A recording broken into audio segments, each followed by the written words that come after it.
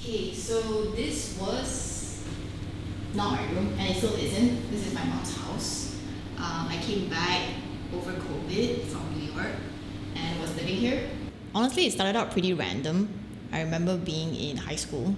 You know how like kids are, like we just like doodle on water bottles and our textbooks and stuff. But I remember that was during the time Instagram came out. It was like 2012, and I had an account, but I didn't have anything. I didn't have any post on it, so I would just post photos of that, like my doodles on my water bottles and textbooks and pencil cases and stuff. And then I somehow built a following from it, so I just kept doing it.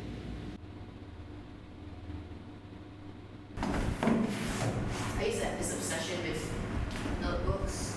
I have way more in my other house. Look at this Prada notebook. That cool. This is literally from like fucking decades. Okay, not decades, but at least 8-9 years. I think this was satire. It's like one of the Balenciaga fashion weeks where they had the models carry their own heads. Do you remember that? So during my undergrad, I was kind of just drawing on the side, building a following on Instagram and everything, but nothing much really came out of it. And one of my best friends, Levi, he was the one that told me to paint on Air Forces. He was like, I think this will take off, like, you know, you should just give it a go or whatever. And I was like, yeah, sure. So I painted it, and it just took like the second pair pretty much to get posted up on all these publications like Hypebeast and High Snobiety and all these places. And then from there, demand for those custom painted shoes started rolling in. That's why I kept painting them. So that kind of, that paid for my tuition later on as well. So this one is probably fine, right? But it probably has to be like pretty close up.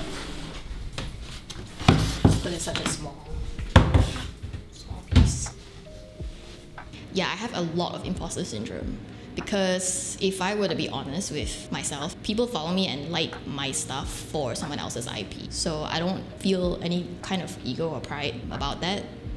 But I know that just having imposter syndrome and constantly thinking about that would kind of cripple me. The way I like to look at it is that, hey, this thing allowed me to have a super fulfilling life. You know, when I was like super broke and I was super behind on rent, this was what got me through that. So usually it just has to make some sense. So if it's something like the Louis Vuitton one, Chainsaw Man is also orange.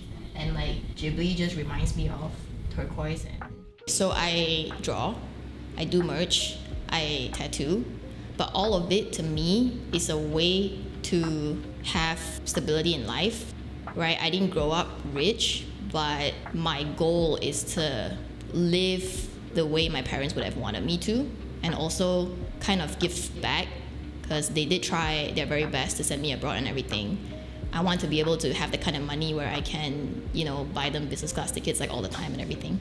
So I wouldn't really consider myself an artist because my pride and my self-worth doesn't really come from my skills or what I do. And like I've said before, like half of these things are other people's IP.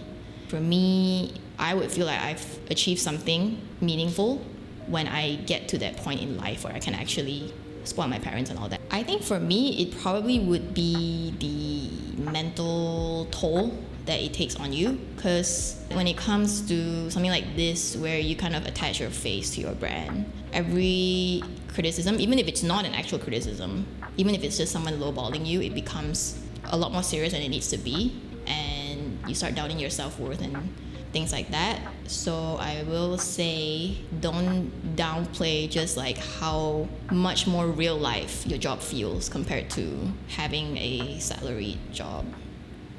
So like a lot of like these drawings on like bags, they're all just like self-satisfaction. Yeah, it's mainly for personal. Because I wouldn't know how to sell a table. I've had someone lowball me and offered me $30 for the Louis Vuitton Chainsaw Man one. I was like, I'm pretty sure the box is worth more than that without the painting.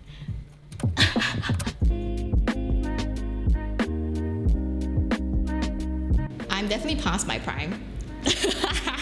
Both career-wise and probably my private life, but being constantly worried about whether or not I'm relevant is counterintuitive. To even think about like legacy to me is kind of crazy. I think if I want to be remembered, it would probably be my resilience. I'm technically from a very small town in Malaysia, And to be able to go to the States and achieve all of these things in New York and also just on social media, for me, is more than I thought that I would achieve. So if I would want to be remembered, it would be kind of like my come up or like my hustle versus this specific work or anything like that I've done.